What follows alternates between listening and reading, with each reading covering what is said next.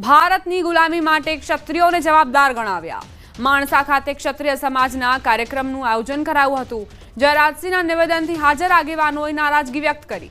ભૂતપૂર્વ રાજવી યોગરાજસિંહે વિરોધ નોંધાવ્યો। ઇતિહાસને ખોટી રીતે જયરાજસિંહ પરમારે રજૂ કર્યો હોવાની વાત કરી। જયરાજસિંહના નિવેદનથી ક્ષત્રિય સમાજના આગેવાને નારાજગી વ્યક્ત કરી છે।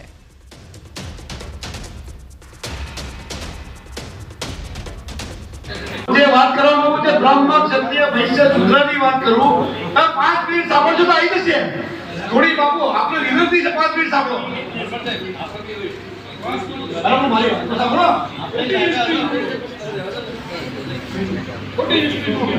don't know what the state એક minute don't know what the state don't know what the state હું જે વાત કહેવા માંગુ છું જે આપ સમજ્યાથી ઉતાવળ કરતી બાપુ આપણે ઉતાવળ કરતી નહીં અરે આપ हमारे સર છો પાઘડી છો મારું સન્માન છો। સંવાદદાતા પ્રણવ જોડાઈ ગયા છે વધુ જાણકારી સાથે। પ્રણવ, જયરાજસિંહના કયા નિવેદન પર આ પ્રકારની નારાજગી વ્યક્ત કરી છે પૂર્વ રાજવી યોગરાજસિંહે? ચોક્કસ કહી શકાય કે ફરી વખત ભારતીય જનતા પાર્ટીના વધુ એક નેતાએ પોતાની જીભ છે લપસી છે, એ પણ ક્ષત્રિય સમાજના એ કહી શકાય કે ક્ષત્રિય સમાજનો જ કાર્યક્રમ હતો। ક્ષત્રિય સમાજના ઇતિહાસ ઉપર વર્કશોપ હતો માણસા ખાતે। એ દરમિયાન ભારતીય જનતા પાર્ટીના જે સહપ્રવક્તા છે જયરાજસિંહ પરમાર, તેઓએ જે કહી શકાય કે આઝાદીને લઈને જે એક નિવેદન આપ્યું તે દરમિયાન ત્યાંના જે સ્થાનિક જ્યાં આગેવાનો બેઠા હતા ક્ષત્રિય સમાજના, એમાં ખાસ કરીને જે પૂર્વ જે રાજવી છે એ રાજવીએ પોતાની નારાજગી વ્યક્ત કરી હતી અને કહ્યું હતું કે જયરાજસિંહ જે નિવેદન આપી રહ્યા છે એ તથ્ય બહારનું નિવેદન આપી રહ્યા છે। આ પ્રકારના નિવેદનો અહીં જાહેર મંચ ઉપરથી ના આપવા જોઈએ।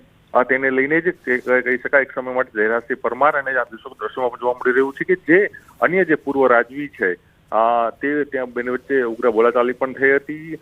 અન્ય પણ સમાજના આગેવાનો એ કાર્યક્રમમાં ઉપસ્થિત હતા અને તમામ લોકોએ એ વાતનું સહમતિ બતાવી હતી કે જયરાજસિંહ પરમાર જે નિવેદન આપી રહ્યા છે તે નિવેદન બેજવાબદારીપૂર્વક છે અને ભારતની જે ગુલામી છે જે થયું તેને લઈને ક્ષત્રિય સમાજ છે તે જવાબદાર છે તે પ્રકારનું નિવેદન આપ્યું। તેને કારણે જ જે પૂર્વ રાજવી છે નારાજગી વ્યક્ત કરી હતી। ચોક્કસ માની શકાય કે વધુ એક ભારતીય જનતા પાર્ટીના નેતાનું આ નિવેદનથી ક્ષત્રિય સમાજમાં ચોક્કસપણે એક નારાજગી જોવા મળી રહી છે।